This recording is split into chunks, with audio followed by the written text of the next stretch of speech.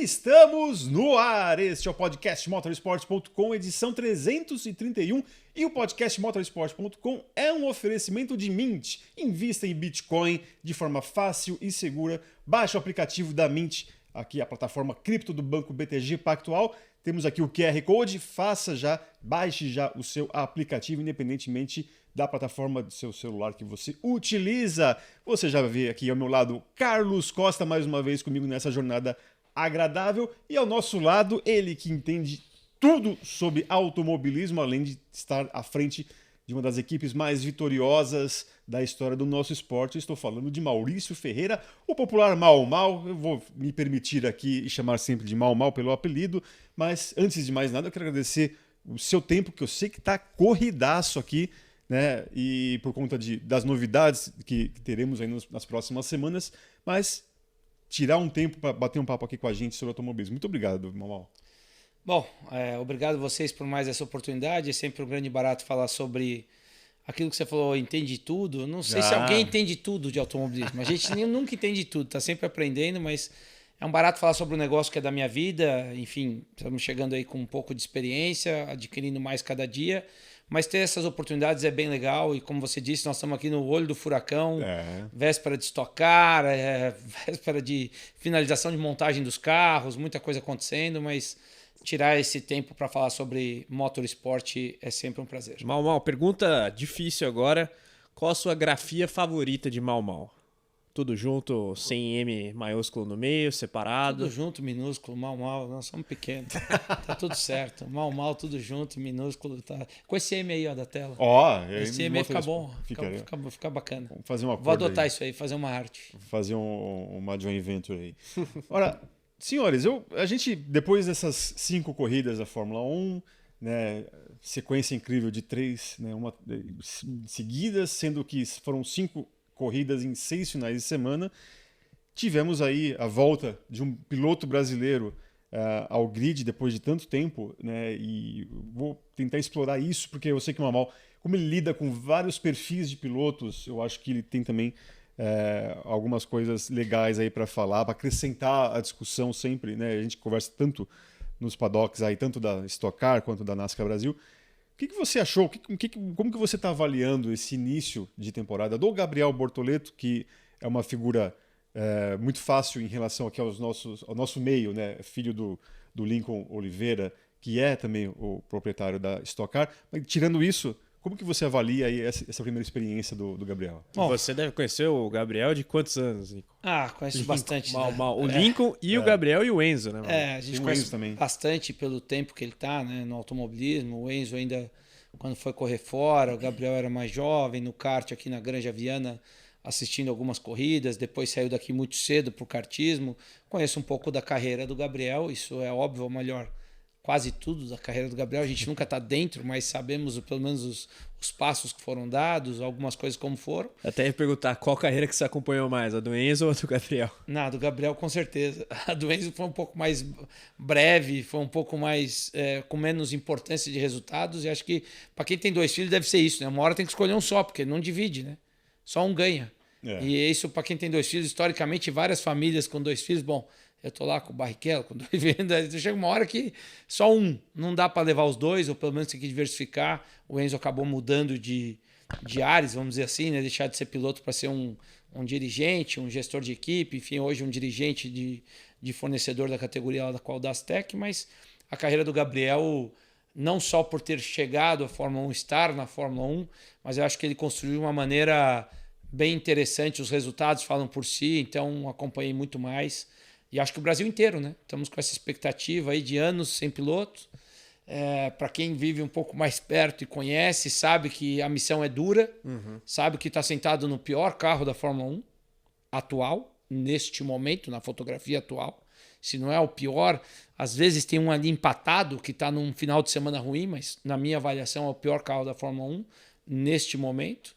E com um desafio gigante, né? Um companheiro de equipe gigante. É até um fenômeno contraditório o tempo e todo o seu histórico perto dos resultados obtidos dentro da Fórmula 1. mas muito reconhecido por todas as equipes e por todo o circo, né? Por isso que está lá ainda. Até pelo que fez na GP2 nas 24 horas de Le Mans. Exatamente, pelo que fez em todo o seu histórico, né? É um cara que ninguém tem dúvida. Por isso que eu acho que o Hulk é um cara que está sendo uma excelente referência, então é um gigante do negócio. Por que a gente fala muito isso? Porque chega uma hora que, quando a categoria de Fórmula 1, né, para os nossos fãs, amigos, leigos ou mais próximos, temos de tudo aqui na audiência, eu acho que quando a gente fala de Fórmula 1, chega uma hora que o comparativo é direto com o seu companheiro de equipe, né? Primeiro de olhar o grid. Sim. Então temos 20 carros, eu sou o 20, você é o 19, eu quero ser o 19 e te colocar em 20. Nós somos companheiros, mas somos o principal adversário.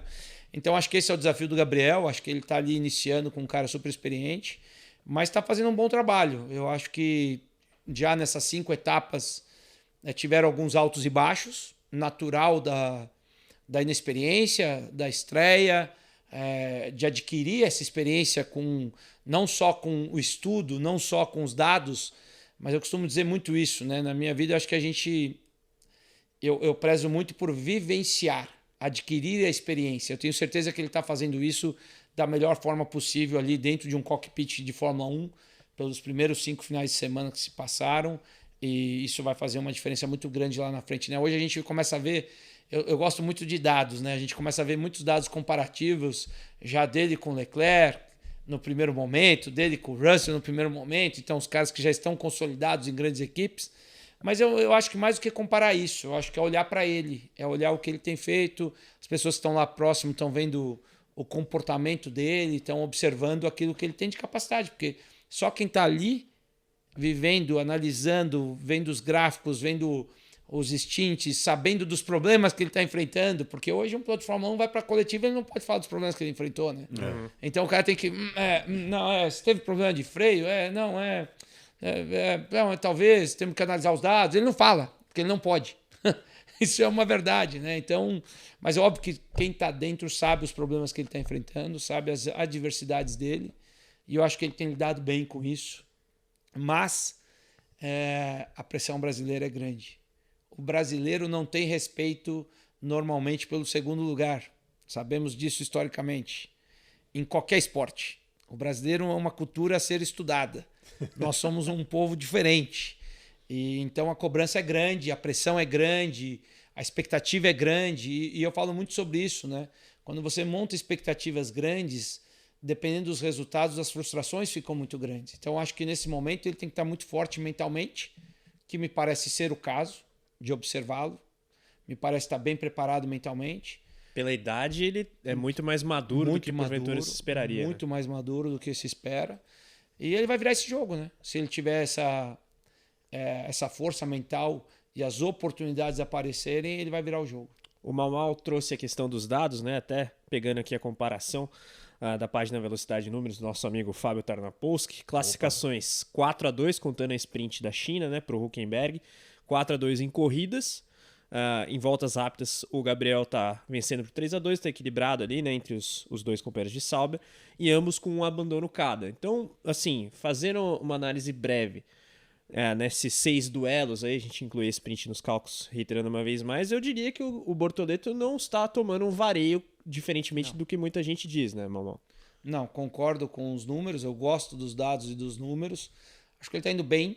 O escorregão da estreia da Austrália talvez seja um dos principais agravantes, porque ali o Hulk conseguiu uma pontuação que salvou a Sauber do ano. Quiçá vai ser a pontuação. E que talvez se não tivesse a escorregada do Gabriel, ele também já faria ponto ali. Uhum. Pela minha leitura da corrida, ele seria 9º ou 10º. Então ele teria feito ali os seus pontos do ano. E que seria fantástico, mas é um detalhe. Mas aí eu a acho capacidade ele teve. Mas aí eu acho que tem uma questão, né? Se as duas Saubers pontuam e o próprio Gabriel pontua, poderia gerar uma expectativa ainda maior sobre aquilo que a equipe e os dois pilotos poderiam trazer. E tem poderia ser muito ruim. Um outro agravante na Austrália é um pouco do que o Mal disse na primeira intervenção dele. Às vezes tem uma outra equipe que está ali brigando com a Sauber pelo posto de pior de cada fim de semana. A Austrália, a Sauber estava um pouco mais próxima. Nos outros fins de semana todos a gente viu a Sauber bem mais aquém do resto do grid. Né? Mais distante. É dessa forma que os dados são claros, né? É só a gente olhar ali a performance deles e estão lutando por isso. Mas eu vejo que, pelo menos aquilo que, de novo, aquilo que eles falam, existe uma distância da realidade. Porque é muito protocolar as declarações, né? É muito difícil. Hoje, para você poder dar uma declaração realmente 110% verdadeira, vamos fazer essa análise, você já tem que ser um cara meio que um Hamilton, um Verstappen, um Alonso. Você tem que ser alguém já mais cascudo, com um histórico que isso não vai te prejudicar. E se você tomar uma multa do contrato com a Liberty, também não vai te machucar no bolso, né? Então, assim, você tem que ser um nível que, obviamente, o Gabriel ainda não atingiu e tomara que ele venha atingir. Ainda mais a comparação com o Hülkenberg, tem 15 anos de Fórmula 1, né? Não tô como. dizendo quem é melhor, Não tem quem como, tem né? mais estofo para falar o que Se quer não me falar. falha a memória, Hulk estreou de companheiro do Rubens na Williams. 2010. Então, assim, tem ali comparativos, né? Direto, o que ele já fez estreando naquele ano, inclusive com a Pole Interlagos. Isso. Então, a minha memória, ela tá aqui ainda, me mostra claramente o potencial de um piloto como o Hülkenberg.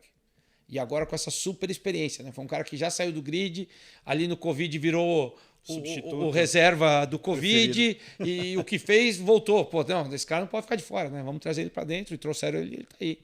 Então, e uma equipe como a Sauber tá na transição que vai se ter para a Audi. Precisa de um líder assim, né? Com experiência. Não tem jeito. Precisamos da experiência para desenvolvermos o resultado, ou melhor, desenvolvermos o produto para buscarmos o resultado. Mal, a gente vai chegar na Audi. Você citou o deslize na Austrália. Eu queria pegar os episódios específicos do Bortoleto até aqui e até, aproveitando a sua experiência e conhecimento que você tem da carreira do Gabriel, fazer uma análise de pilotagem. Teve um incidente da Austrália, né? Ele tinha alguns problemas de freio pelo conta ao longo da corrida, conforme ele e a própria Sauber admitiram. Depois na China teve aquela rodada na primeira curva, se não me engano, no primeiro setor ali. Na corrida sprint da China ele foi atingido pelo Jack Durham, né?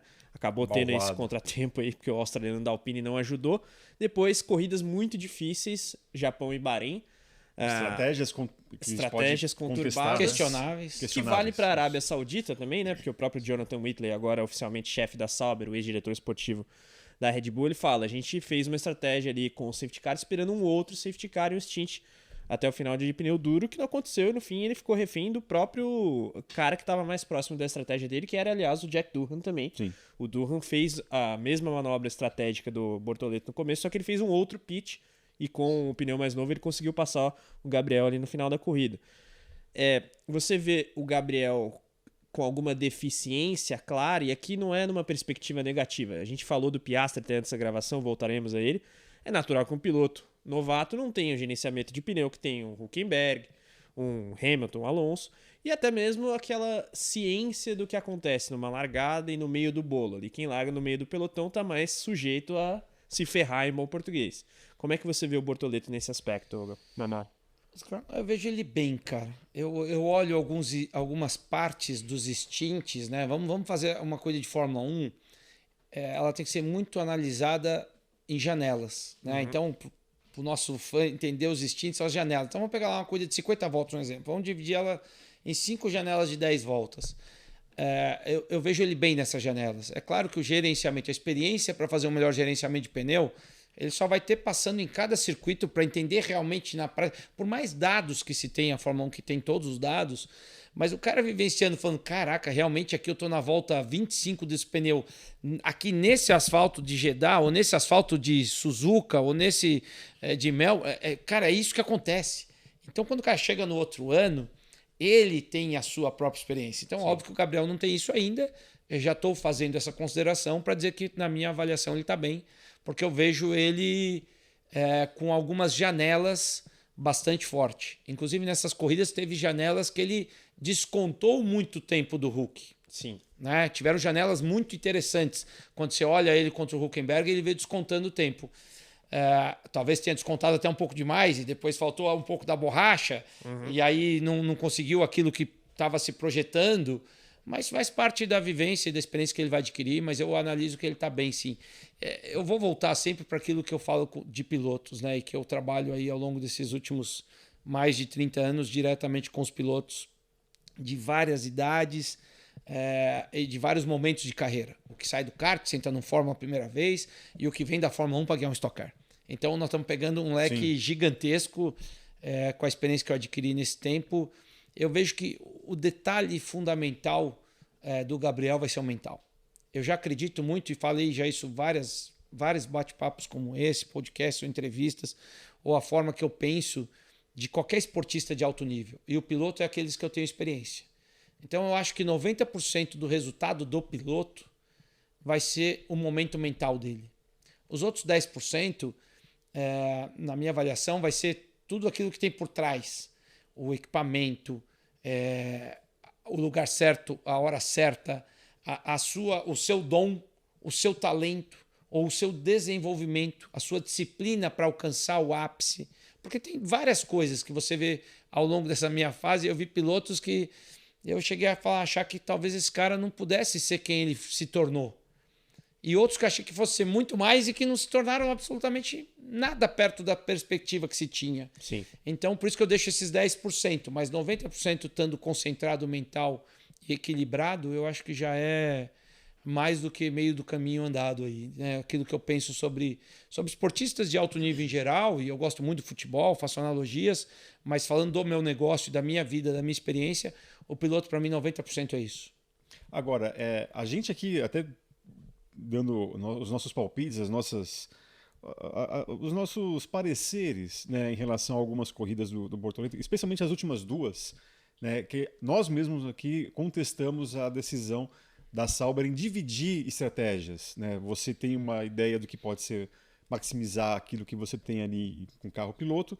Tem dois caminhos, você manda talvez o mais fácil ou cuja probabilidade de dar bom para o Hülkenberg. Mais convencional. Mais convencional, e para o Gabriel outra. Você que tem uma equipe, tem que lidar com estratégias, com pilotos diferentes, carros similares, não iguais, mas carros similares.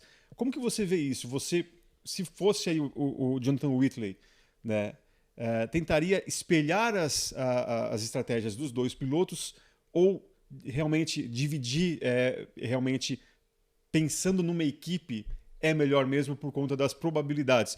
Quem faz muito isso, né, a gente cita aqui, de dividir equipes, de dividir estratégias, perdão, é Roger Penske, né, que tem 4 carros, vai lá, tem uma ideia diferente para cada, vai dar bom em alguma deles. Porque, diferentemente da Sauber, os carros da Penske em geral são bons. Essa é a questão, né?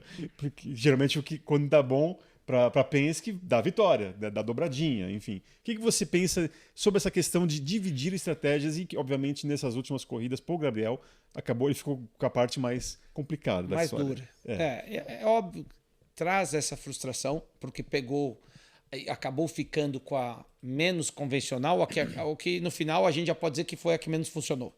Porque já temos o resultado. É uma coisa a gente discutir a estratégia pré-corrida. Mas eu gosto. Te respondendo objetivamente, eu gosto, e como equipe eu faria exatamente a mesma coisa.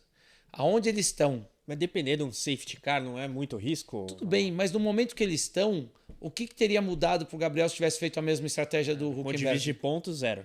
Ele teria chegado na frente do Durham, agora, falando de domingo. Tá bom. E se vem, ele pode pontuar eventualmente. Exato.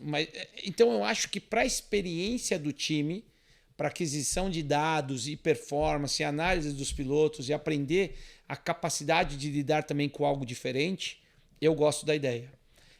Eu gosto e acho que isso é que muitas vezes o lado da equipe é assim, também fazer tudo igual te exime um pouco da responsabilidade de comprar riscos.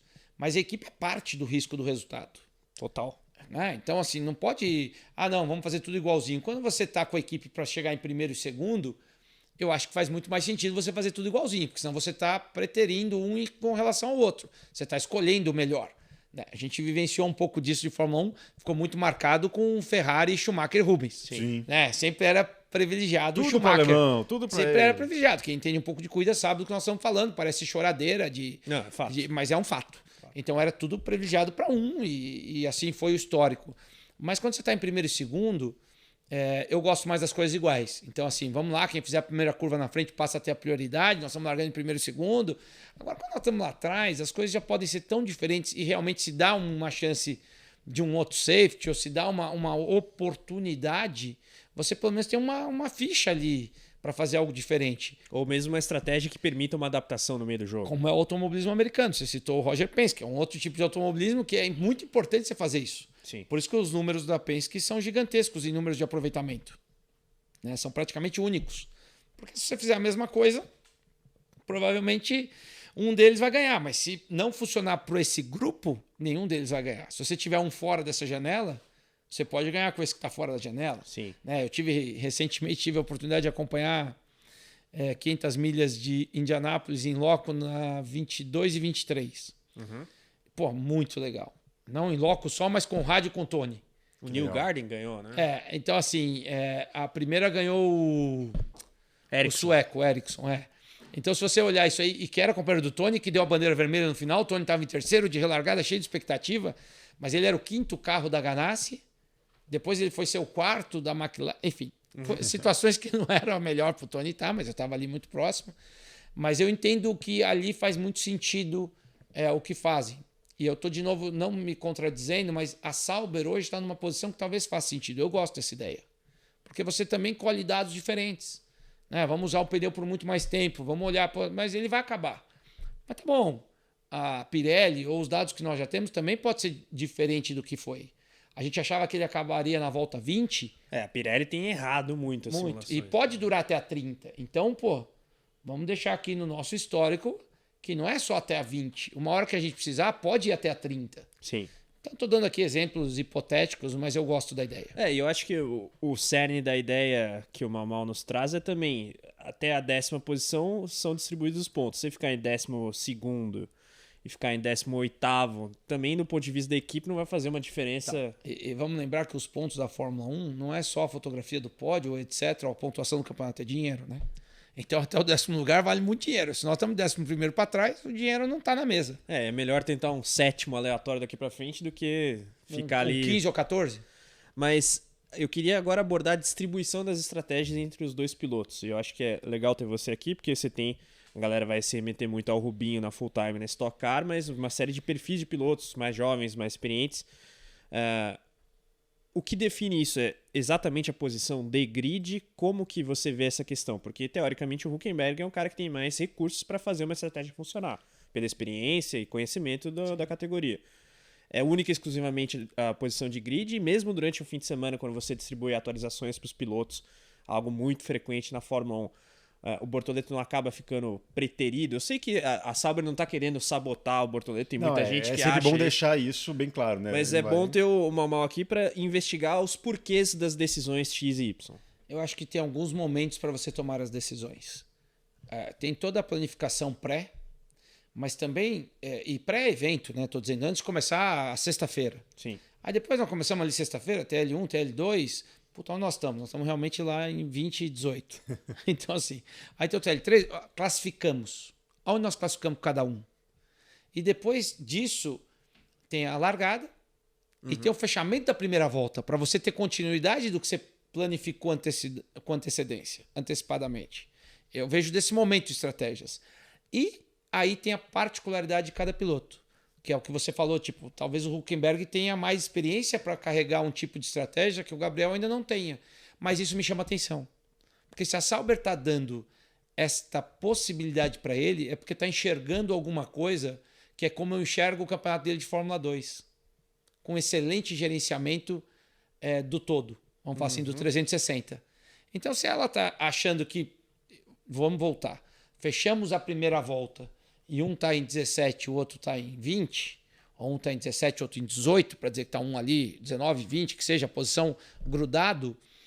Então aqui agora estava tudo planificado ali assim, então vamos seguir daquela maneira.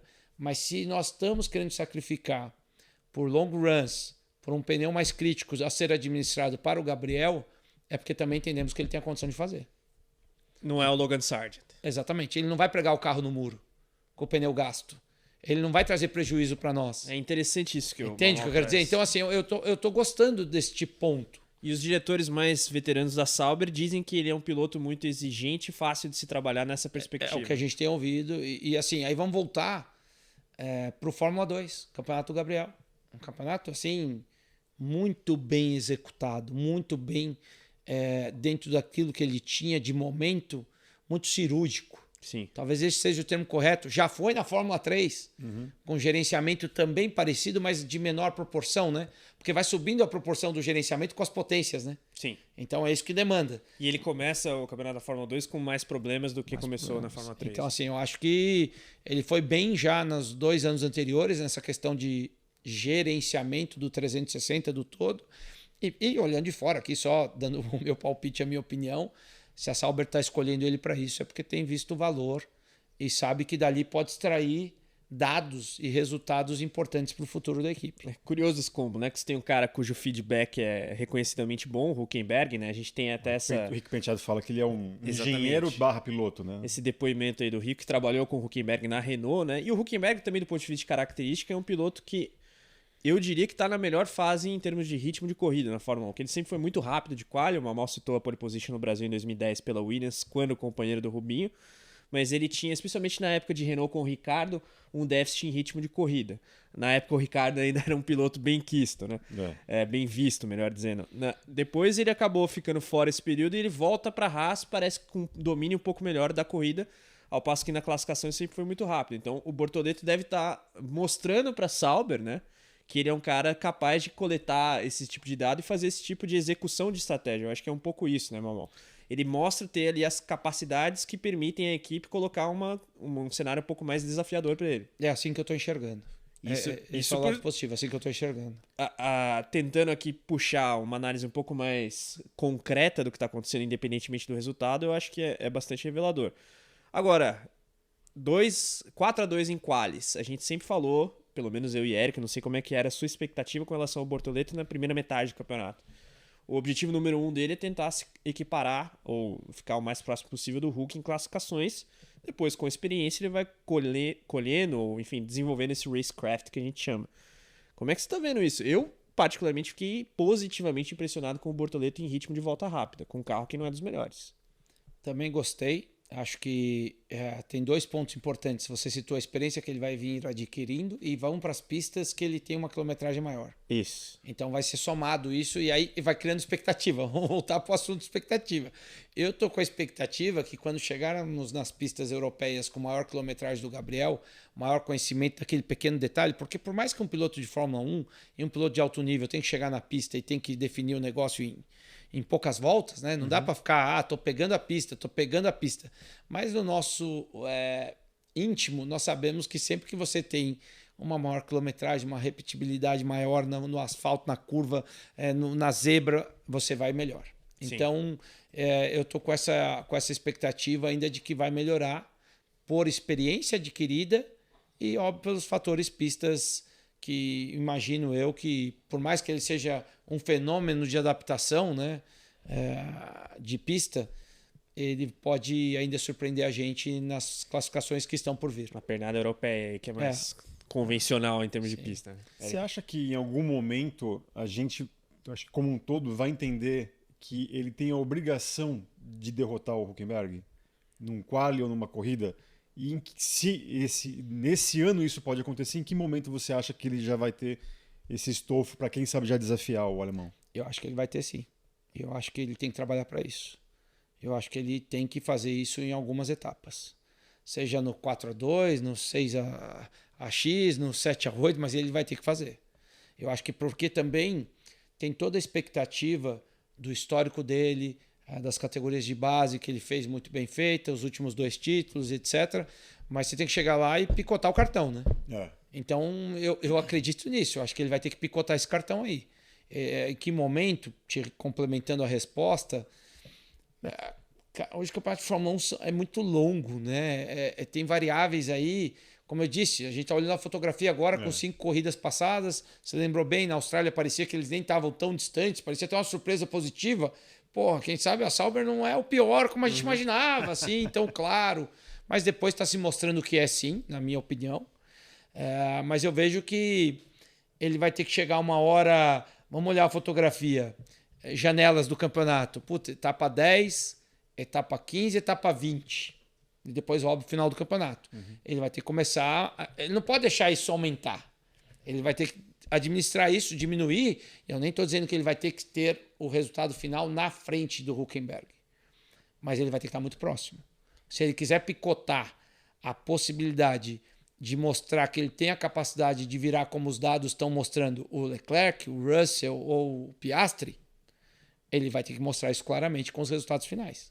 Agora, você falou das qualidades do Gabriel Bortoleto e tal, e na última semana a gente teve 2 diretores, ou no caso, o Jonathan Whitley falando, e esqueci o nome do O outro Pete diretor. Center, que é pré-Sauber na Fórmula 1, tá lá desde Elogiando muito, né, e ressaltando essa qualidade da ética de trabalho do Gabriel Bortoleto.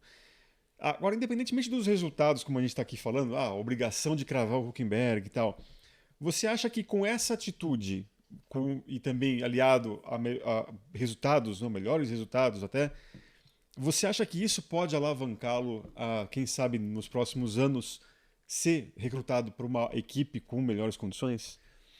Basicamente isso, essa ética de trabalho. Isso, você imagina que num paddock vai chegar para o Christian Horner e falar, pô, mas a ética de trabalho do Bortoleto é absurdamente boa, vale a pena, né? Eu acho que a questão aqui tendo ele entregado os resultados esperados, o quanto que isso ajuda ele a ser catapultado para times mais... Eu acho que ajuda muito,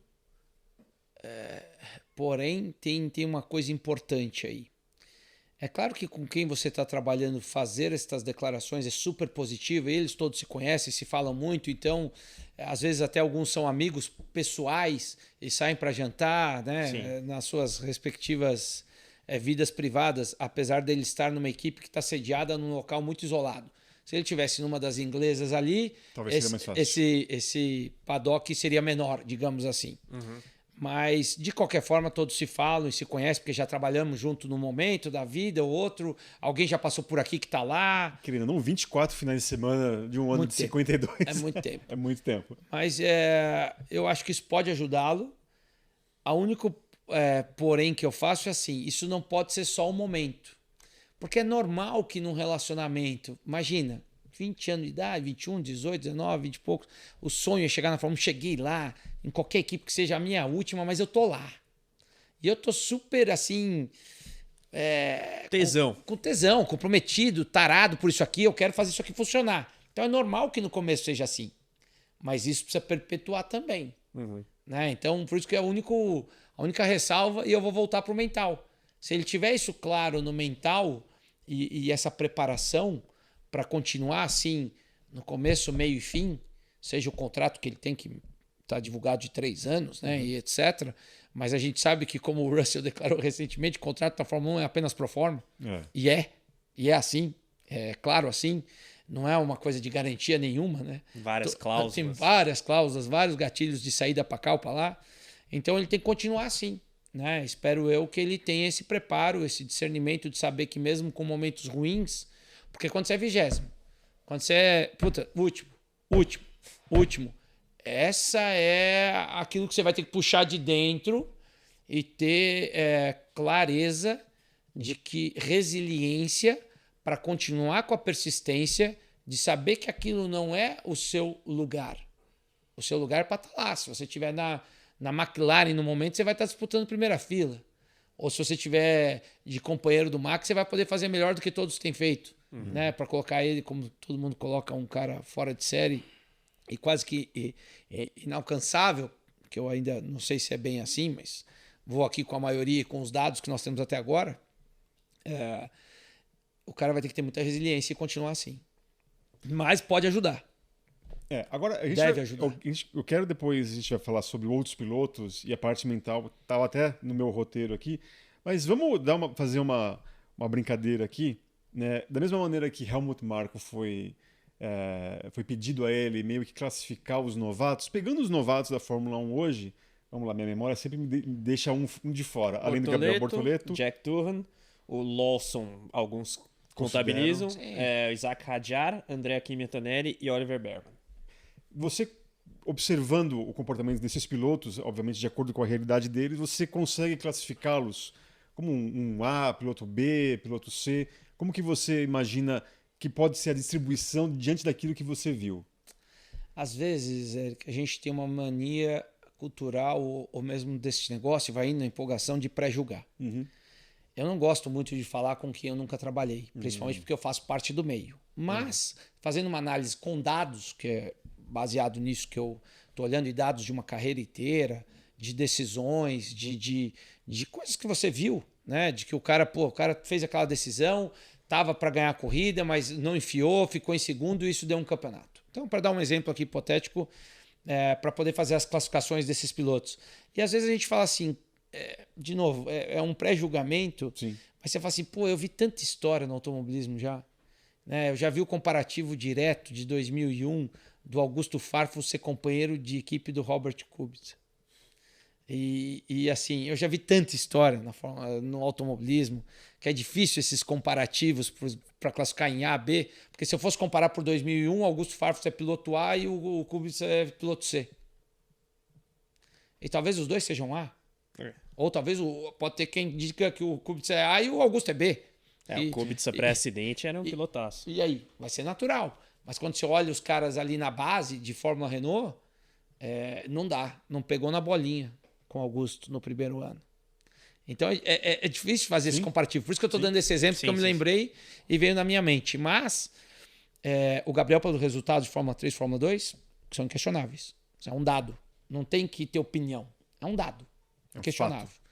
Mas também os dados do Kimi, historicamente, é de um fenômeno.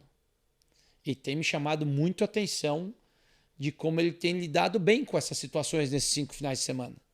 Né? Pegou momentos adversos, como todos pegaram, tá com um cara que talvez seja pouco falado e é um dos grandes dessa nova geração, que é o Russell, e começou mais ali o ano passado, quando ele começou frequentemente a dar pau no Hamilton, todo mundo, mas é que o Hamilton agora já... Tá pensando na Ferrari. Já tá velho, já pensando na Ferrari, pensando no vermelho, já a própria Mercedes já tá priorizando o Russell, e tudo isso tem muita falação, né? Mas no final uma equipe quer chegar em primeiro e segundo em todas, se for possível. Então eu acho que se eu fosse classificar, te respondendo, eu fico com o Gabriel e com o Kimi num patamar diferente dos outros 4. Eu fico, e mesmo respeitando a história de todos eles. Porque o Berman fez uma excelente estreia de Ferrari, por todo o peso que isso tem. Eu diria que tá bem na Haas também. Tá bem na Haas também, se fizer o comparativo direto ali com o Ocon e etc. Tá super bem. Então vamos lá. A gente já tá, eu tô pegando o Kimi, o Gabriel e o Berman. Depois, para mim, Lawson teve um começo conturbado, essa troca sempre mentalmente imagina, se coloca no lugar do menino, né? Não é fácil.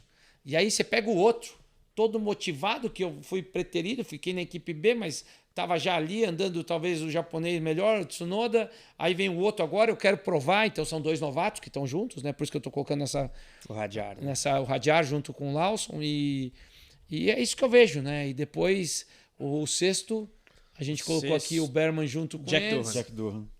Esse está com pepino. Esse está com pepino não por ele, pelo esquema que está montado para ele. Para mim está claríssimo que ele vai ser fritado por Flávio Briatore e gestões e tudo. Está claríssimo a distância, claríssimo com a minha visão, né, para não parecer arrogante ou prepotente. E está com pepino. Esse está com pepino. Esse eu acho que está com os dias contados e... não contrataram o Cola Pinto, tem patrocínio do Mercado Livre no carro à toa, né? Não. Tem as questões comerciais e depois assim, né? Não tenho certeza, mas talvez o gerenciamento de carreira do Cola Pinto seja um pouco mais interessante para os interesses de quem toma as decisões da equipe do que do Durham. Então, assim, são pepinos extra-campo, né? Pepinos extra-pista, nesse caso nosso do Motorsport. Então, acho que esse está mais enrolado, apesar que também, se fizer alguns comparativos, nem está tão mal. Ou teve alguns momentos não tão ruins comparado com quem ele está. Chegou a classificar à frente do Gasly uma outra corrida. E que para mim, Gasly tem resultados como Leclerc na base. Né? Pierre Gasly para mim é um dos... Hoje já é um veterano de Fórmula 1. Já é um veterano de Fórmula 1. Venceu corrida. Exato, mas com resultados brilhantes. Brilhantes na sua base. Construiu coisas muito boas. Então... teve ali um contratempo quando teve no clã Red Bull, né, para chamarmos ali. Acho que foi também um pouco fritado pelo outro fritador ou moedor de carne ali, Helmut Marko da Fórmula 1. Porque tem isso, né? Infelizmente tem isso, porque tem os caras que apoiam e tem os caras que fritam, né? Sim. Tudo depende da gestão que você quer fazer, né? Então, eu vejo muito mais as gestões históricas, Briatore, ou gestões Red Bull através do Helmut, ou gestões, por exemplo, do Nicolas Todd. O Nicolas Todd está claro que é muito mais acolhedor. Está claríssimo, não precisa estar ali. Mas é um cara muito mais apoiador, muito mais acolhedor, muito mais, sabe, bancador dos caras que ele escolhe, né? E eu vejo ele, pelo menos, diferente dos outros. E dentro dessa moeção toda, eu acho que o Durham tá com pepino. Eu nem acho que ele é o piloto C ou o último dessa lista de 6. Talvez nem seja. Pelo que se criticava dele antes desse ano, parecia que seria um Sargent da vida. Ele não, assim, teve acidentes, alguns erros e tudo mais, mas não tá passando vergonha lá. Não. Logan Sargent, como muita gente esperava. Não tá. E assim. Que a sombra do Colapinto faz toda uma Todo esse diferença. processo é ruim, né? Imagina, a gente acabou de falar do Lawson que, desce, vai, pega o outro que sobe, que quer mostrar, o outro que tá aqui, que quer anular você, porque no final, como a gente falou aqui rapidamente, os contratos ali todos podem ser mudados a todo minuto, né? Tudo pode mudar rápido. E a gente sabe que historicamente Red Bull muda sem pensar 24 horas. Não precisa de uma noite. Normalmente, quando você vai tomar uma decisão importante, você fala assim: vamos deixar essa noite passar para a gente poder refletir um pouco mais sobre o assunto. Lá não passa, não. O único que prolongou esse processo não foi nem Sérgio Pérez, foi Carlos Slim, né, no caso. Pois é, tem essa questão financeira. A gente daqui a pouco vai falar com o Amal ainda. Quero explorar bastante essa questão da parte mental, porque a gente vai falar dos líderes do campeonato. Além, eu tenho uma dúvida também sobre Rubens Barrichello. Na sequência, a gente vai falar sobre isso, até porque eu tenho um recado muito importante para dar para você. E olha só, você já deve ter visto uma galera comprando Bitcoin, não é mesmo? O Carlão certamente já viu. Bitcoin, cripto, esse universo aí. Olha só, o recado é o seguinte: a Mint do BTG Pactual deixa tudo muito mais simples e seguro. Baixe o aplicativo na sua loja que você tem aí do seu celular e também dê uma olhada. Investir em cripto pode ser fácil e lucrativo. Na descrição tem o link direto, também dê uma olhadinha no QR Code. O aplicativo é super intuitivo, então vai ser bem tranquilo de você molezinha. explorar. E é isso aí, olha só. Mamal, eu quero ter uma dúvida. Você não citou diretamente, mas fez algumas menções a Rubens Barrichello, especialmente na sua primeira entrada, falando sobre o brasileiro não respeitar o segundo colocado, né? Por um acaso, vocês trocam essas figurinhas em relação ao campeonato de Fórmula 1? Né? Tenho curiosidade de saber, assim, um dia ali numa etapa da Stock, que geralmente bate com Fórmula 1, né? Aí antes de entrar, aí me perguntando, aí, viu a corrida, o que você achou tal? O Barrichello, ele dá alguns inserts ali para você também, até para sua compreensão também, né? Pelo fato de ele ter tantas corridas, durante muito tempo foi o recordista de corridas na Fórmula 1. Como que é o papo entre Maurício Ferreira e Rubens Barrichello falando sobre Fórmula 1? Existe, é natural. Né? Nós vamos lá no final de semana, outro classificou uma sprint ou uma corrida antes de nós irmos para a largada nossa. Pô, o que você achou daquela dali? Seja falando português bem claro, aquela cagada que ele fez, ou aquela manobra genial, ou aquela decisão, ou o que você acha desse, o que você acha daquele, o que você acha do outro. E óbvio que a opinião do Rubens tem muita lógica pela experiência que ele teve. Né? Não são 19 anos à toa, não são 326 grandes prêmios. Eu acho que é uma opinião a ser respeitada, independente da gente divergir em algumas. Né? Eu acho que existe isso. Uma mesa redonda ali, com Barrichello e Malmar. Eu acho que a gente tem divergências, poucas, a maior parte é convergente, bem convergente. Mas talvez hoje ele até passou uma fase muito próxima agora, né, com o Dudu nas categorias de base lá na Europa, e agora o Fernando está lá, o Fefo. Então acompanha alguns nomes que o Dudu correu com o Gabriel, por exemplo, no mesmo grid. Não lembro outro que esteve no grid dele, mas com certeza esses que chegaram não me lembro de mais nenhum. Talvez esteja aqui esquecendo. Estou pensando aqui no Freca nos 2 anos do Dudu, que foram os 2 anos de Europa. Acho que não tem ninguém mais no grid a não ser o Gabriel.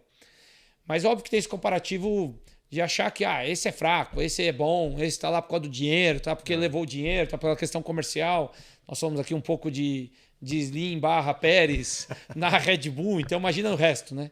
A maior parte é convergente, porque no fundo vamos lembrar que para um piloto chegar na Fórmula 1, ele já tem que ter tido alguma qualidade em algum momento, né?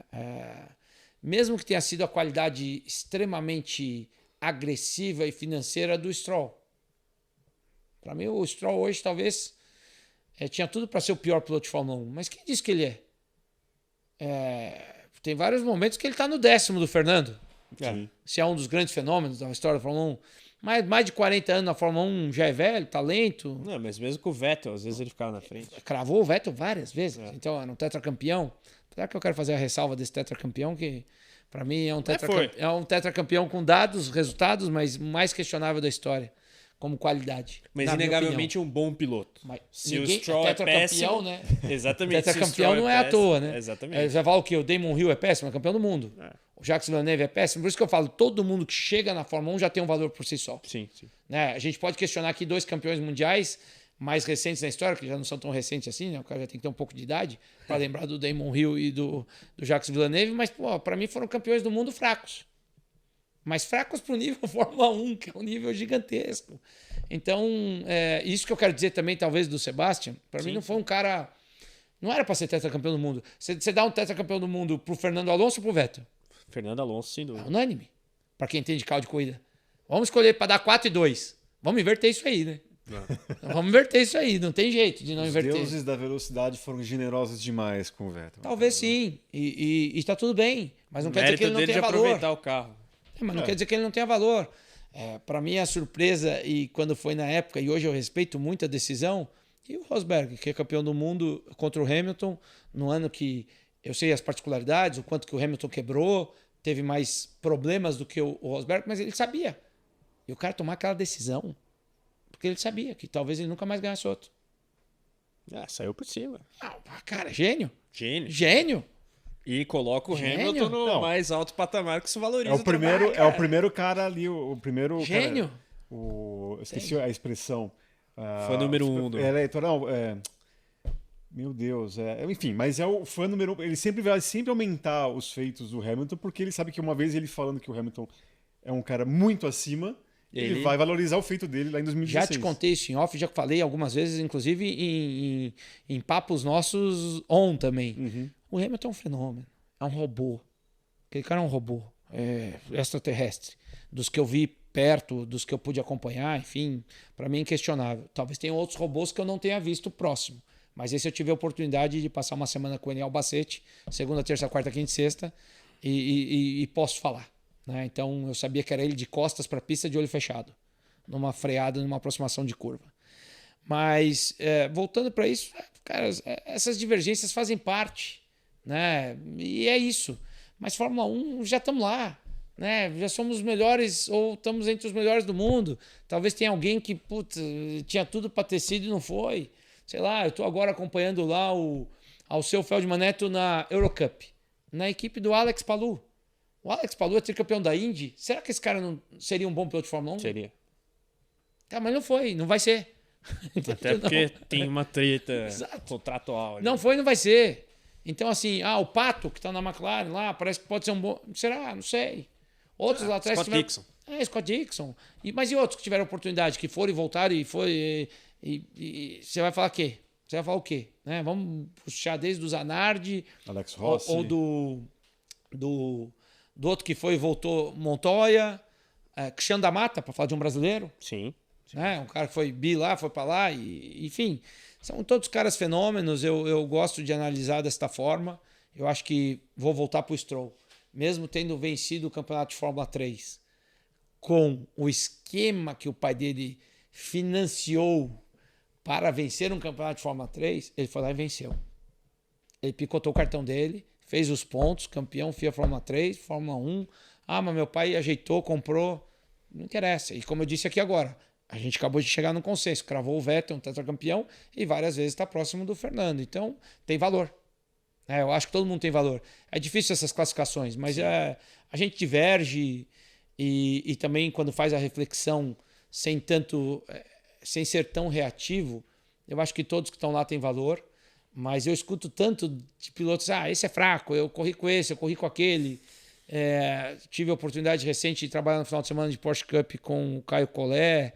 E para mim o Caio é um dos grandes pilotos de Fórmula 1 que está numa outra rota, um dos grandes pilotos brasileiros que poderia ter chegado na Fórmula 1, está numa outra rota agora, mas é fenômeno. Só que você conversa com o Caio, o cara, escuta, esse cara foi companheiro do Piastri, sabe o fenômeno que é, tive ali um papo com ele muito interessante sobre ele junto com o Piastri, foi companheiro do Vitor Martins, que pode ser que seja um que chegue ali ou Acho não. que agora finalmente vai na Fórmula 2. Vamos ver. Já tô achando que tá perdendo uns pontos que não poderia, mas tem tudo para ir. Sim, sim.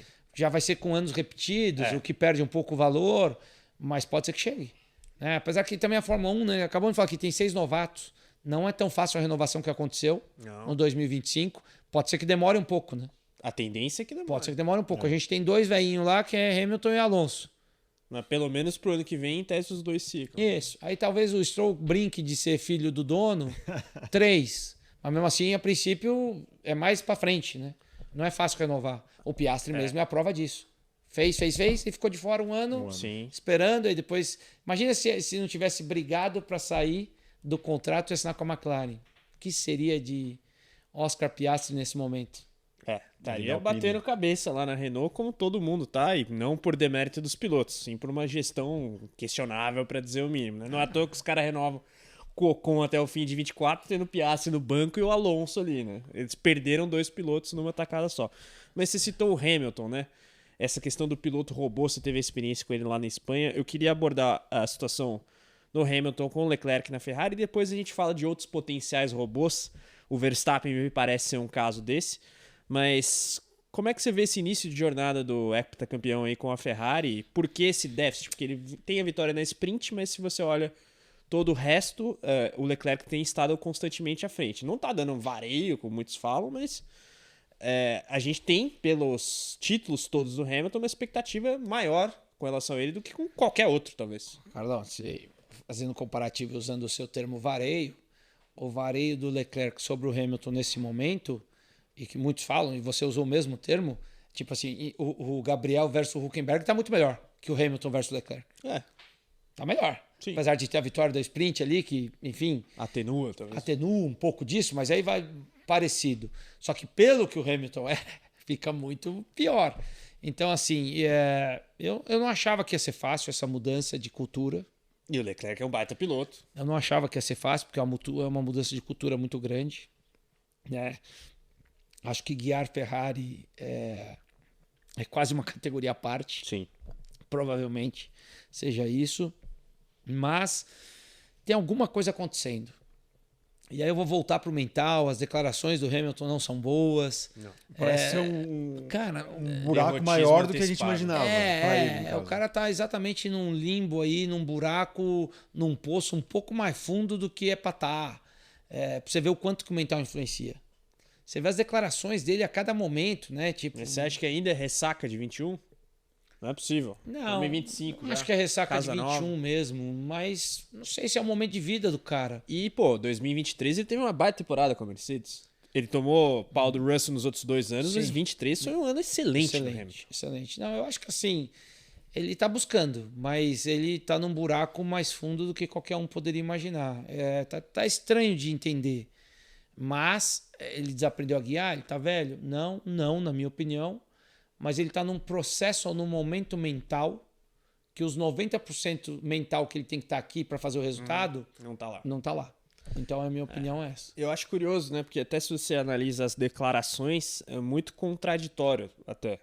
Porque o Hamilton, quando questionado sobre essa questão da idade, ele fala que não se deve comparar o caso dele com o de outros e tudo mais, né? Bancando, e me parece que fisicamente ele tá inteiro. A gente pega até o exemplo do Alonso, que óbvio que ele não tem mais o mesmo nível de preparo que ele tinha com 20 anos por uma questão fisiológica, mas o cara tá ali na ponta É a dos lei da 30. física. Mas hoje em dia você consegue atenuar um pouco esse envelhecimento. E o Hamilton não parou, diferentemente do Alonso, que teve ele 2 anos de hiato, né? Tudo bem que o Alonso correu Dakar, Indy e tudo mais, se manteve super ativo, 24 horas de Le Mans, bicampeão, né? Mas ao passo que ele se banca sob certo aspecto, e eu acho que ele tem todo o estofo para fazer isso, sendo quem é, ele às vezes dá umas declarações muito como se tivesse no final do campeonato 50 pontos atrás do Leclerc. Ele tá na quinta corrida, nem sei quantos pontos, acho que já uns 15 pontos atrás do Leclerc. Me parece muito assim, derrotista e não sei se imediatista é o termo, mas, pô, tá começando a jornada dele. Eu não sei se ele também sabe que a galera vai esperar muito mais 16 dele por pontos. ser heptacampeão do que esperaria de um outro piloto que chega, como você bem disse, num ambiente completamente diferente. O cara tem motor Mercedes a carreira inteira. Inglaterra, a carreira inteira. Chega na Ferrari, é outro mundo. Sabe uma coisa curiosa, Carlos, assim, e talvez eu vou fazer até uma analogia, né? O Hamilton teve grande parte, quer dizer, na verdade, a maior parte do tempo dele de Fórmula 1 num processo de engrenagem muito perfeito. Por isso que eu falo de outro ambiente, né? O Bono foi engenheiro do Hamilton durante quantos anos? De 2003 até o ano passado. Assim, e vamos lembrar que ele entrou em 2007. Então, de 7 a 24 são 17 anos. De 13 a 24 são 11. Então, dos 14, 11, o cara estava ali, casado. E a analogia que eu faço é muito a minha relação também de dono de equipe e de engenheiro do Rubens, né? Porque isso é uma coisa que as pessoas não entendem. O quanto isso funciona por uma questão de engrenagem, de saber o que um pensa do outro. Quando você muda disso, eu imagino que ele esteja sofrendo mais do que ele imaginava ainda. E aí tem esses questionamentos mentais, né? Tem essas provações do seu mental. E aí ele fica um pouco para baixo em algumas declarações, não estou entendendo, não estou conseguindo extrair o máximo do carro. É claro que ele não está, porque está tomando 2, 3, 4 décimos às vezes do Leclerc, então você fala, cara, não está mesmo, não tem o que fazer. E ele olha os dados, né? Mais do que a gente. Ele olha os dados no detalhe, eu quero dizer, porque a gente até tem acesso hoje a muitos dados, mas ele olha no detalhe de uma forma que a gente não olha. Então ele sabe o que está acontecendo. Sabe o que está acontecendo e só cabe a ele buscar. Agora, o que eu vejo do Hamilton vai ser determinante o comportamento dele do que ele quer. Se ele quer só um contrato de 2 anos com a Ferrari para dar aquele check de vida, Corri na Ferrari. corri na Ferrari, encerrei minha carreira na Ferrari. Ganhei umas corridas. Enfim, fiz X, Y de resultado e de dinheiro, que talvez não mude mais nada a vida dele, o dinheiro desses 2 anos de Ferrari. Mas um pouquinho nunca é ruim. Mas é dinheiro. Ou se ele quer ainda ter aspiracionalmente falar, eu vou reverter isso em cima de um Leclerc que é reconhecidamente um dos potenciais capacitados para ser campeão mundial. Tendo o melhor carro, é um cara capacitado, tá lá, né? Aí entra um pouco quão subestimado é o Leclerc ou quão talvez superestimado é o Hamilton. Não sei nem se é esse o termo. Cara, é que assim, o Porque Leclerc... o Leclerc é um baita piloto, a galera esquece disso. Então, mas é que assim, esses comparativos eu não gosto, mas eu faço. É. Eu não gosto, mas eu faço, porque eu vou olhar Leclerc versus Sainz. Cara, ano passado o Sainz foi, na minha avaliação, nos últimos já 2 anos, ele foi impressionantemente bem. Sim. Tá? Para aquilo que eu classificava de Carlos Sainz Pré-Ferrari. pré-Ferrari. Do outro lado, você vai lá encontrar ele com o Albon agora, já não gostei dessas 5. Essa última foi boa. Essa última. Mas estou fazendo a média das 5, estou olhando aquelas janelas, né? Sim, um tem uma 20 só, pontos não. no campeonato, outro tem 5. Uma só é pouco. Então, estou olhando 5, ele também tem que virar esse jogo em cima do Albon. Então, é isso que eu quero dizer. Quando você faz essas analogias, que eu não gosto de fazer, mas a gente faz o tempo inteiro, full time, usando aqui um trocadilho, é difícil isso, mas, cara, vou voltar, vou ser repetitivo, os caras têm muitos valores, o histórico do Leclerc é gigantesco, eu gosto daquilo que vejo dele, acho que ele é um cara que tinha tudo para estar já em outro patamar de números, e tá, né?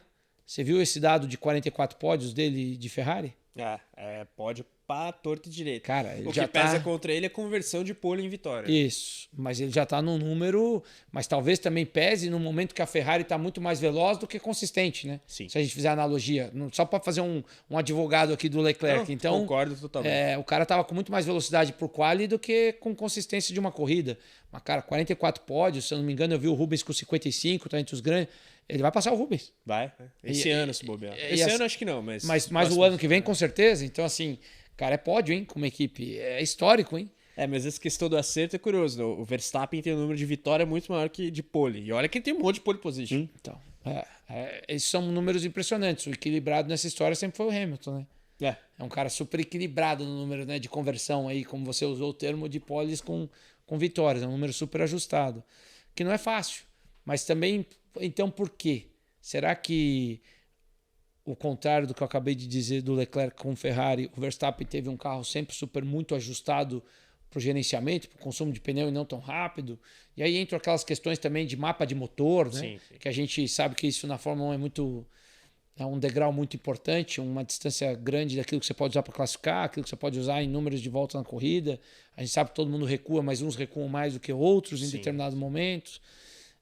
Então, cara, eu tô assim curioso ainda para ver se o Hamilton vai virar esse jogo ou se vai dar só o check de 2 anos de contrato de Ferrari e parei, tá tudo certo, e você mais um ativista Curte a vida, fazer o que eu quiser. que já tem sido, né? Ele, Vettel nem se fala, virou muito mais ativista ainda, na minha opinião. Mas esses caras estão com esse perfil, né? Esses caras estão E vendo você isso. acha que ele vai dar a virada ou que é mais... Eu torço. Eu torço muito para que ele dê a virada, porque sou fã incondicional dele. Mas não tenho, assim, gostaria de ter e estar próximo, entender o mental dele, o que ele está fazendo na vida, né? O que esse cara está fazendo hoje. Ele correu domingo, levou um puta pau do Leclerc nessa coisa de domingo. Essa foi um puta pau, acho que foi talvez a pior delas. Foi pior. Na minha opinião, de dados e de olhar, tomou um puta pau, sai cabisbaixo, mas o que ele está fazendo hoje? Será que ele já falou com a parte da engenharia? Será que ele já ligou para os caras ontem ou para alguém e falou, cara, temos que mudar essa porra aí, me fala o que está acontecendo aí, eu quero mudar. Será que ele está na academia 2 horas de manhã e 2 horas da tarde? Sim. Ou será que ele saiu domingo à noite para festa para tomar uns goró e hoje ele está com alguma namorada em alguma praia, no mundo onde está sol, porque sempre tem sol no mundo inteiro e ele tem facilidade de estar em qualquer lugar do mundo qualquer dia. Entendi, é isso que eu quero, por isso que eu não consigo responder objetivamente a tua pergunta, eu só fico na torcida. O que um agora rival seu, Christian Fittipaldi, diz é fato. É impossível que ele tenha hoje a motivação que ele teve 15, 20 anos atrás. Porque ele já é um heptacampeão do mundo. Então, mas ele tem que buscar se ele quiser reverter sobre o Leclerc. Eu concordo, mas ele só vai reverter o quadro... Tem que tirar de dentro dele. Independente da minha torcida, se ele buscar essa motivação. Se ele não buscar essa motivação, é check 2 anos de Ferrari. Tá ótimo. Vai dar 50 corridas, vai dar 40-10 para o Leclerc no grid, 40-10 de chegada. 100 milhões de dólares na conta. Isso, o cara vai ter feito 20% a mais de ponto do que eu. E parabéns pro Leclerc, que também fez um check na vida dele. O heptacampeão eu trucidei durante 2 anos. Depois de trucidar um tetra. Então, assim, só depende dele, né? Aí você vai falar, pô, o Leclerc foi fraco. Vamos supor que ele não ganhe título nenhum e que ganhe mais algumas coisas e os pódios que a gente tá enxergando. Sim. Tá bom, mas ele vai ter 2 checks muito importantes na vida, né? Talvez ele não vai ter o título do Rio e do Villeneuve, mas vai ter um histórico para quem entende de corrida muito superior a esses 2. E faz parte da vida. Sim. Agora, falando sobre a parte mental, que é um assunto que talvez esteja norteando o nosso papo aqui, como que você vê a briga pelo campeonato desse ano nesse quesito, parte mental? Porque a gente fala que o Lando Norris parece que não ter um mental tão forte assim, ao passo que o Oscar Piastri e o Max Verstappen têm condições maiores do que isso. Como que você vê essa briga, independente do carro que a Red Bull esteja oferecendo ao Verstappen, mas a parte mental? Qual é o seu ranking aí? Eu tô até rindo, porque tem algumas coisas do mental que eu acho que tem muita correlação ao comportamental. E eu tô rindo porque tem o Alceu Feldman Neto e o Alceu Feldman pai, que todo mundo acha que ele é maluco, né? Ou às vezes é muito doido, mas tem uma lógica no que ele me fala, da parte comportamental. Ele fala assim, olha o cara chegando na pista e vê a roupa que ele chega, vê o corte de cabelo como ele tá, vê que tipo de estilo que ele tá. E por que eu tô fazendo essa analogia para te responder? Cara, o comportamental do Piastri me parece inquestionável por qualquer um. Você não precisa gostar do Piastri, você não precisa saber nada. E o comportamental... Você pode até não gostar do estilo, mas não dá pra criticar. Não dá pra criticar. Você pode falar, não, é muito conservador, ou é muito cabelinho do Playmobil. Enfim, você pode usar o termo que você quiser e tá tudo certo. No final do dia, a gente vai... Cada um tem a sua opinião. Sim. Mas é difícil você questionar. Você não concorda, mas questionar que o comportamento é ruim... Não dá. Não dá. Não dá. Agora, tem outras plataformas, inclusive o meu super ídolo Hamilton, que você já pode questionar alguns comportamentos.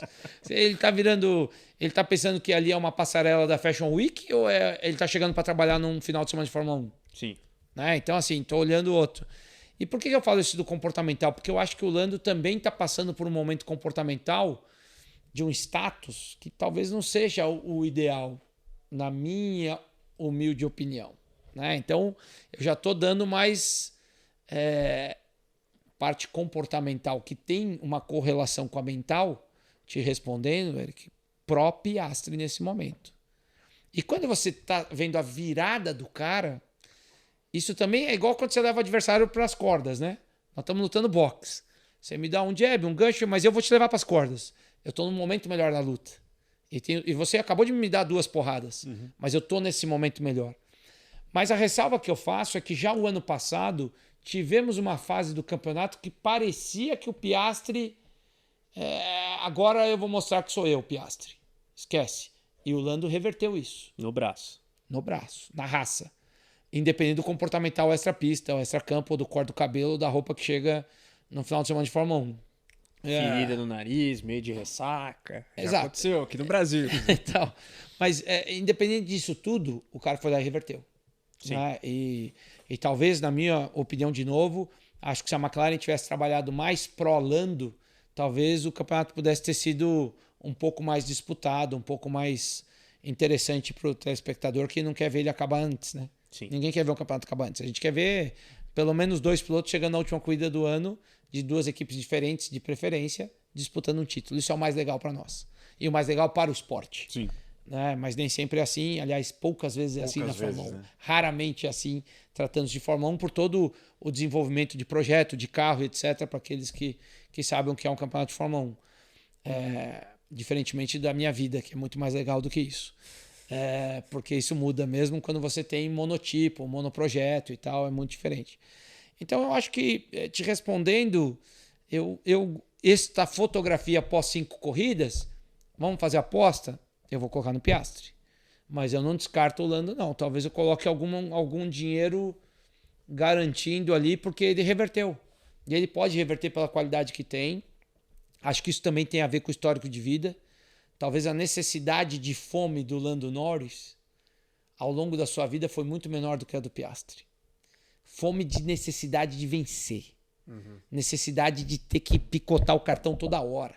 O Lando Norris, desde que correu de Fórmula 4 com um menino que eu aconselhava na época, o Rafael Martins, todo mundo já sabia que ia chegar na Fórmula 1. O Rafa que tá na Stock hoje. Tá na Stock hoje ali, que tá nos bastidores e tudo, que vai de Stock Light agora esse ano. Ele correu junto, né? Estrearam junto de Fórmula 4 inglesa e todo mundo sabia que ele ia chegar. Já estava desenhado. Então, assim, o Piastri, por sua vez, se não picotasse o Fórmula 4, o Fórmula 3, o Fórmula 2, não teria chegado. Né? Porque não tinha todo esse esquema, esse aparato que sustentaria a chegada. E acontece muito isso, ou acontece, talvez não muito, mas acontece. Mas eu acho que vai ser interessante. Só que um alerta que eu faço: se a McLaren não se posicionar e não trabalhar direito em algum momento e não tiver foco, eles vão perder para o Verstappen. É isso que eu ia perguntar. E o Verstappen? Eles vão perder para o Verstappen. Eles vão perder, porque ali é um cara que, de novo, a gente pode dizer se foi questionável ou não a punição desse final de semana. Eu acho que ela não é questionável. Eu acho que o Verstappen já mereceria ter 10 punições dessa no histórico dele, eu particularmente. Mas se estão deixando, ele faz, né? Então, mas é uma hora precisa frear. Né? Eu vou lembrar, acho que de 21 ou 20 em Red Bull Ring, ele faz isso, ele joga o Leclerc para fora na 1. 19. 19? É pré-pandemia? Eu achava que era pandemia. Enfim, mas ele joga o Leclerc para fora na 1. Isso. Totalmente. Foi pior do que ele fez hoje. Sim. Do que ele fez domingo, desculpa. Sim. Esse final de semana. E lá ele não foi punido. Então que momento era aquele? Ele tava jogando em casa. Então que momento era aquele? Então não pode ter momento, não pode ter jogo em casa. O que precisa ter são regras claras. Sim. A FIA precisa saber o que está fazendo e os comissários precisam saber o que estão fazendo. Desde que você tenha uma cartilha muito clara. O que eu vejo é que às vezes a cartilha não é clara. E deixar para a subjetividade de um colegiado de nós 3 comissários... Que muda de corrida para corrida. Que muda às vezes. Você puniria o Verstappen? Eu puniria. Eu Você puniria do jeito que foi feito. Do jeito que foi 5 feito. segundos. Do jeito não que foi 10 feito. E 5 nem segundos. Então nós chegamos aqui a um consenso. Mas é raro num colegiado de comissários. Sim. É raríssimo. Em qualquer categoria do mundo inteiro e também na Fórmula 1. É raro, até porque eu tenho declarações do Felipe Jafone, que lá esteve muito tempo, né? Agora está lá o Henrique Bernoldi. A gente pode até perguntar como foi essa punição um dia para ele. Foi consenso? Todo mundo falou 5, 5, 5, 5. né? Levanta a plaquinha, não sei como eles estão operando, põe no computador. Eu daria 5 segundos para não ter interferências terceiras, mas eu acho que é justo e acho que foi injusto muitas vezes. Mas do outro lado vai ter também alguém que vai defender, dizer não, cara, mas o Piastri também tirou o espaço dele. Uhum. Vai ter quem vai defender. De fato, tirou. De fato, porque o meu último final de semana de competição foi em Londrina de NASCAR. Tive uma corrida no sábado de um jeito, a corrida domingo do outro jeito, uma punição de uma forma, uma não punição da outra. Sempre é questionável. O piloto sempre tem essa opinião dele e tem o direito de olhar o lado dele. Porque o Max com certeza está falando, nem posso declarar nada sobre isso, porque senão tomar multa. Né? Não pode falar, porque provavelmente no contrato com o Liberty XPTO lá, se você falar alguma coisa, toma multa. E me parece que ele está numa fase assim, vamos seguir mais um pouco. E acho que ele até sabe assim, eu só tenho uma chance nesse campeonato, é eles se matarem. Porque se depender do carro, por mais genial que seja... Por mais que a gente reinvente aqui e tal, acho que ele já não está enxergando tanto o processo da onde eles vão tirar força, né? Para poder chegar no patamar. Você acha que vai levar o Verstappen aí nesse bafafá todo de eventualmente sair e tudo mais, da Red Bull, no caso? Cara, um cara como esse Max Verstappen... E se você acha que ele tá no nível robô, eu acho como que tá. Hamilton, independentemente de ser melhor eu acho ou não? que tá. Eu acho que tá. Quer dizer, eu tenho certeza que tá pelos números e pelo que ele faz. Eu acho absurdo. Absurdo. O que ele fez nas últimas 2 classificações do GP do Japão. Eu acho que tá. Eu acho que é questionável. Eu acho que 10 de 10 vão ter que dizer que sim. Independente de não concordar muitas vezes com o comportamento. Como eu disse, ele tomou 5 segundos e 10 outras vezes ele teria que ter tomado 5 segundos. É a culpa do comissário, Mas como é culpa do juiz que não dá cartão pro jogador. Exatamente. Ele tá fazendo, você falou.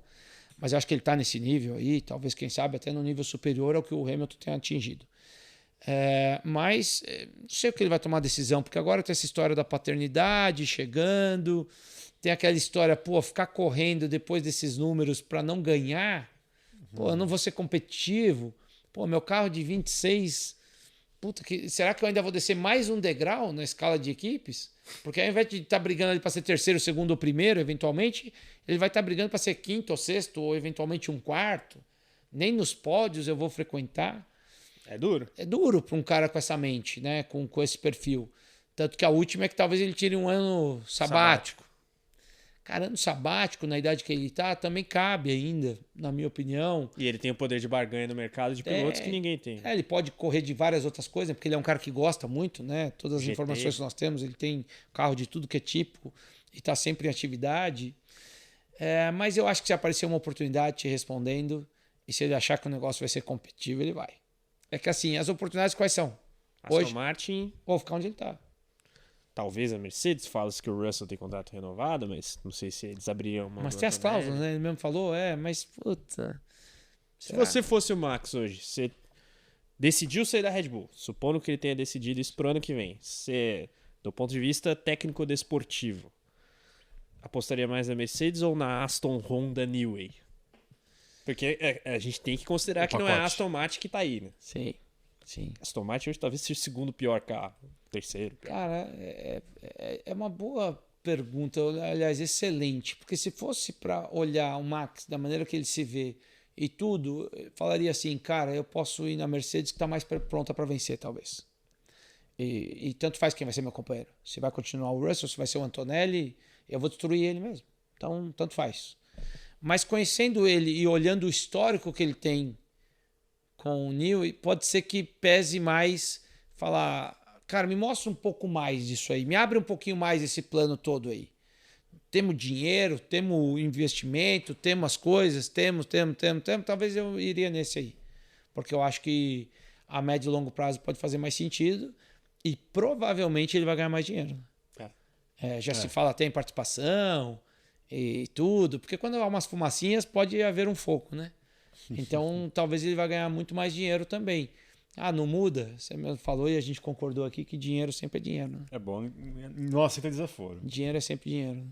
Agora, mudando de assunto completamente, e a gente já está aí há poucos dias do início de mais uma temporada da Stock Car. Finalmente, depois, né? New Generation. A gente estava acostumado aí começo em março, tal, agora em maio, mas também por uma questão aí dos novos carros. Como que tá full time esse ano aqui?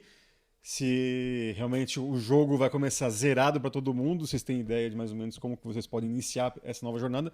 Vale lembrar que a Full Time neste ano conta com o Arthur Gama, campeão da Stock Series, agora voltando a ser Stock Light, JP de Oliveira, que acho que dispensa apresentações, e Rubens Barrichello nessa equipe junto com a Cavaleiro. Eric, assim, eu vim de lá agora, né? Enfim, da oficina, a gente trabalhou, praticamente estamos trabalhando o tempo inteiro, trabalhando no feriado de ontem, trabalhamos na Páscoa, trabalhamos não sei aonde, trabalhamos, e tivemos participações nos 3 primeiros grupos de montagem do carro dentro da Audastec. Nesse momento está o 4º grupo dentro da Audastec, 4º e último grupo de montagem dos carros. Eles ainda estão lá. Por que eu estou fazendo já essa introdução? Porque é claro que também o atraso do carro novo para o início em maio, que é tardio historicamente, talvez a gente esteja com alguns percalços maiores do que a gente imaginava. E eu digo a gente, fornecedor da Audastec, organizador Vicari e as equipes, né? Todos os players, porque aí nós somos um só. Sim. Em prol da categoria, em prol dos resultados da categoria, em prol dessa nova fase da categoria, que é uma nova fase muito interessante. Fazer o negócio acontecer. Né? Fazer o negócio acontecer. Nós tivemos lá o primeiro carro, acho que foi para nossa oficina no início de abril. Até fiz um vídeo explicando um pouco. Quando o carro chega, você sempre fica igual um brinquedo novo, feliz e contente, e é assim mesmo, mas não esquecendo os desafios que temos, porque é um projeto totalmente novo, é um projeto onde não tem um parafuso do carro anterior. Para dizer que não tenha o desenho da porca e a chave da porca de roda é a mesma, mas a porca é outra. Então, assim, para não dizer que você não pode usar nada do carro anterior, você vai usar a chave de roda. Para ser bem específico, a chave de roda do carro anterior serve. Mas não tem um parafuso, então é um projeto totalmente novo, inovador para o mercado e para o cenário automobilístico brasileiro, ou pelo menos feito. O último foi em 2009, a introdução do carro, do chassi que perpetuou até 2024 pela família Giafone, que já era uma coisa gigantesca para a época, mas tinha muita consultoria de fora naquele projeto, inclusive do Nicola Chimeca, que era um italiano que tem uma empresa hoje só de projetos na Itália, mas esse projeto está bem interessante, tem muitas coisas legais. O pecado para mim está o tempo ainda. O tempo, por vários motivos, seja por fornecedores da Audastec, provavelmente, seja por umas questões financeiras nossas, dos compromissos ou do comprometimento das equipes junto à Audastec, também afetou, com certeza. Mas o que importa é que agora nós estamos todos unidos em fazer acontecer da melhor forma. O 4º grupo está lá na montagem, nós estamos ali com vários itens a serem remontados, rechecados na oficina, e vai ser uma corrida bastante interessante. Vai ter uma pré-temporada em Interlagos? Nós estamos com agendamento pré-marcado 29 e 30, Interlagos com algumas janelas. Acho que ainda pode ser um pouco questionável esse agendamento, já para as pessoas entenderem. Tem mais janelas do que nós vamos andar. É muito mais uma coisa de funcionamento mesmo, de cheque de funcionamento de todos os carros, do que um teste coletivo, mas vão ter várias coisas novas para estocar, como, por exemplo, todo mundo vai sair do box de pneu zero. Isso é uma coisa inédita na Stock Car, e eu sempre fui defensor disso, apesar de que isso sempre dói no bolso, do custo, mas para zerar o bastão, todo mundo vai sair do box de pneu zero e vamos ter o controle ali da quilometragem, então isso vai limitar também a nossa quilometragem durante essas voltas ou esses testes que nós faremos pré-primeira corrida. Mas eu acho que assim, é uma temporada nova.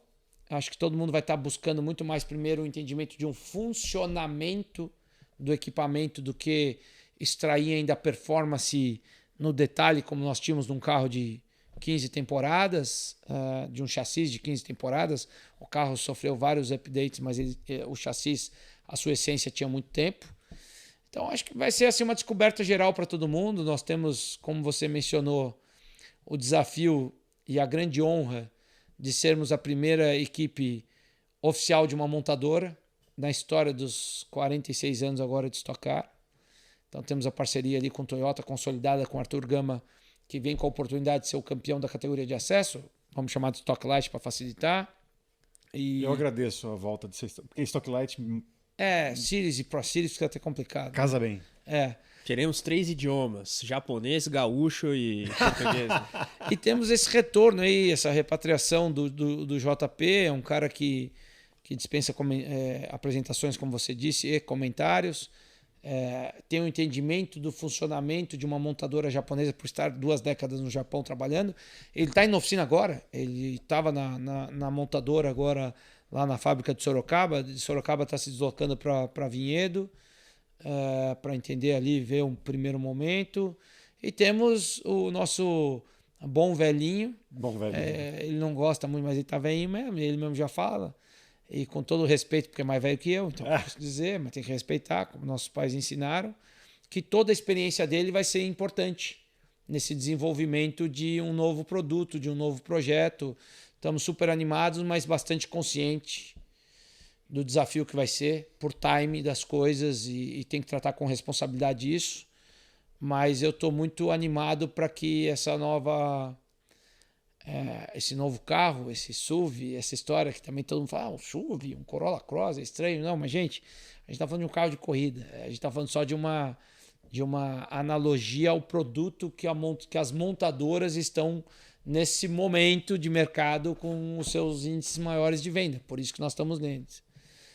Uma vez que, inclusive, as outras 2 montadoras, a Chevrolet e a Mitsubishi, nem sedã tem.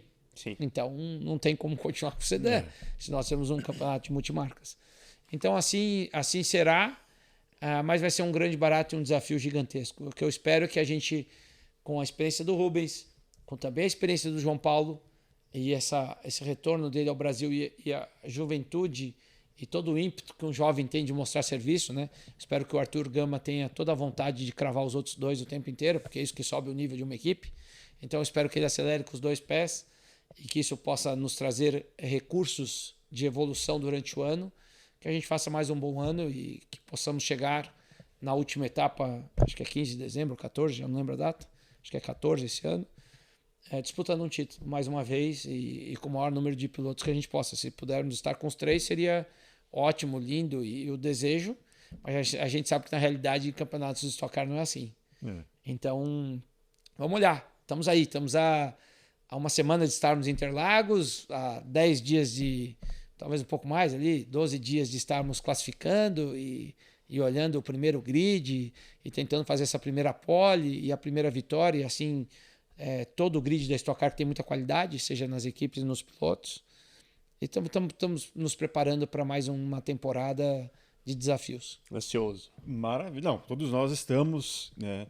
E curiosos, né? Assim. E desculpa, um recorde talvez, hein? Precisamos pesquisar isso, vocês. Eu acho que na história da Stock Car nunca se teve uma sequência tão grande de anos do piloto na mesma equipe com o mesmo engenheiro. Que é o caso do Rubens agora, acho. O engenheiro... no caso eu, por enquanto.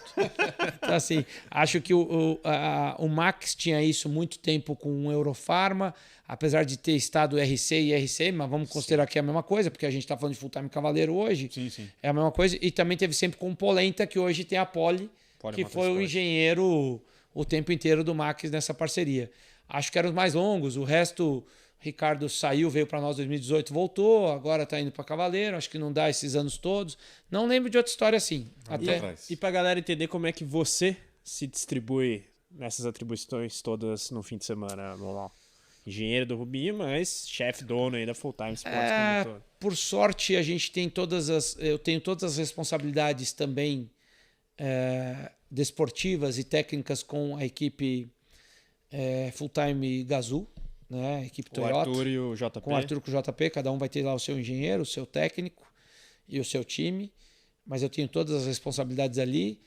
Mas com a engrenagem que eu citei aqui um pouco de tanto tempo junto, também me dá um pouco mais de tempo liberado para fazer algumas outras funções de um final de semana de um proprietário de equipe também, né?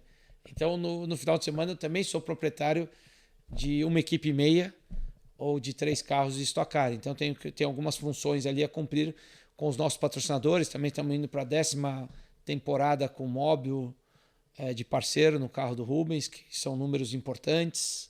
Estamos indo para a 7ª quali, que é o nosso complemento ali, a nossa joint venture, usando o teu termo, para que as coisas funcionem financeiramente, que sejam viabilizadas. Então tem muitos desafios legais, tem muito orgulho por trás disso, como a parceria com Toyota, como o Rubens por si só de tantos anos, porque se não tivesse qualidade e não tivesse valor, ele lá não estaria. Já teria mudado, porque piloto de corrida muda mesmo. Quando não funciona, eles querem mudança. E é normal que seja assim. Então, eu tô assim, tô ansioso, tô sem dormir, porque você quer ver o negócio funcionar. O time, como eu disse, está um pouquinho apertado. Estamos todas as equipes trabalhando muito nos últimos dias. A carga de horas vai ficando alta. Vocês vão ver um pouco de conteúdos que nós vamos fazer aí. Olheiras. Você fica na ansiedade, mas se preocupando com o 360, sabendo que tem muita coisa para aprender durante o ano do equipamento novo. E vamos tentar extrair o melhor, assim, já logo no primeiro momento, para deixarmos boas impressões. Perfeito. Quero agradecer mais uma vez aqui a sua participação, Mamal. A gente vai pedir mais uma vez, quando tiver tudo mais calmo, a Stock Car em andamento, os prazos todos já tranquilos, para você voltar aqui e bater mais um papo com a gente. Cara, eu volto sempre que for possível, agradeço a oportunidade e eu quero deixar um convite aqui para vocês estudarem, até ao vivo, né, ou live, ou on, não no off. A gente tem que fazer um negócio desse lá na oficina, porque é muito Vamos legal. lá. Eu lembro quando eu tinha equipe ainda na Granja Viana, em Cotia, a gente fez um linha de chegada com o Reginaldo na época lá. Mas acho que é legal, porque tem um espaço ali de nós mostrarmos algumas coisas para os fãs e para a audiência que vocês têm já, que é uma audiência super qualificada para o motorsport, obviamente, fazendo trocadilho com o nome, mas acho que dá para mostrar bastante coisa lá. E talvez a gente tenha uma estrutura ali que atenda aquilo que precisa para levar um programa e um produto diferente para os nossos fãs. Vamos fazer uma honra, vamos dar um jeito de lá. Então a próxima com a Mal vai ser direta de Vinhedo. De Vinhedo. Vinhedo. Principado de Vinhedo, como diria Luciano do Vale, eu lembro muito bem dessa época. Isso aí eu lembro muito bem. Talvez o cara que mais falou de Vinhedo em um determinado momento ali da televisão, especialmente na TV aberta. Quero agradecer mais uma vez ao Mamal, ao Carlos Costa, e sempre lembrando que o podcast motorsport.com é um oferecimento de Mint. Invista em Bitcoin de forma fácil e segura. Baixe o aplicativo Mint. É só dar uma olhadinha aqui no QR Code que você já pode baixar o seu aplicativo. Tá Link legal? na descrição também. Link na descrição. Bem lembrado, Carlos Costa. É isso aí. E você também acompanha o motorsport.com no nosso site, também nas nossas redes sociais. Fique ligado. E agradecendo sempre a vocês que nos prestigiam com os números do nosso podcast, sempre nos colocando na lista dentre os mais ouvidos dentro das principais plataformas dentro da categoria esportes. Tá legal? Um grande abraço a todos, até a próxima. Tchau, tchau.